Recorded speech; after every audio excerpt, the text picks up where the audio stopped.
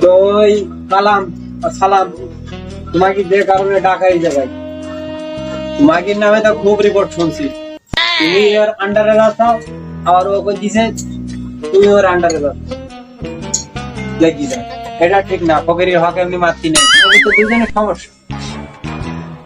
না না, আমার কোনো সমস্যা নেই দাদা, সমস্যা সব ওর। কি সমস্যা?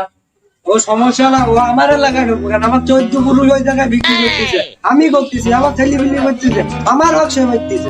সালাম একদম বেশি কথা কথা, এর স্বভাবটা একদম খারাপ। আপনার যাই এই লোকে বিক্রি দেয়, তোমার তো তাও ঘটে না। তুমি তো কে লোকের বাড়ি চুরি পারো। দাদা একদম ফাউল কথা কথা কিন্তু কথা। এটা বুঝেছি বুঝেছি। না দাদা, বুঝাবুঝি বাদ দাও, ওটা মানবো না। এখন বাজার ঘাটে কমিটি, এই চার দোকানে কমিটি, সব জায়গায় কমিটি, আমার পুকুরের মধ্যেও কমিটি রাখতে হবে, নাইলে হবে না। ফকিরের কমিটি দিয়া পুকুরের একটা- ফকির বিক্রি করে এইটি আরে তুমি থামো, যে সভাপতি হবে সেইটি এলাকা চালাবে।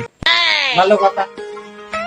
এখন আমার সময় বাবু, আমার কথা কি বলবো, আমার তো কমিটি টমিটি দেওয়া লাগেনি।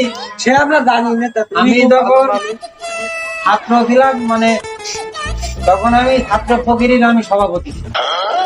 আবার যখন যুবক হলাম, তখন যুব ফকিরের আমি সভাপতি ছিলাম। তারপরে এই বয়সে আমি এখন এই নেতার পদ নিচ্ছি। তাহলে আমার কোয়ালিটি ভালো, কিন্তু তোমরা আমার পেশা বেছে নিয়েছো, আমি এটা ধন্য মনে করি। কিন্তু তোমরা কেন এই উল্টো পাল্টা কাজ কাম করছো?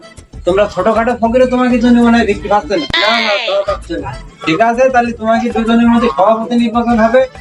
যে সভাপতি হবে সে এলাকাটা পরিচালনা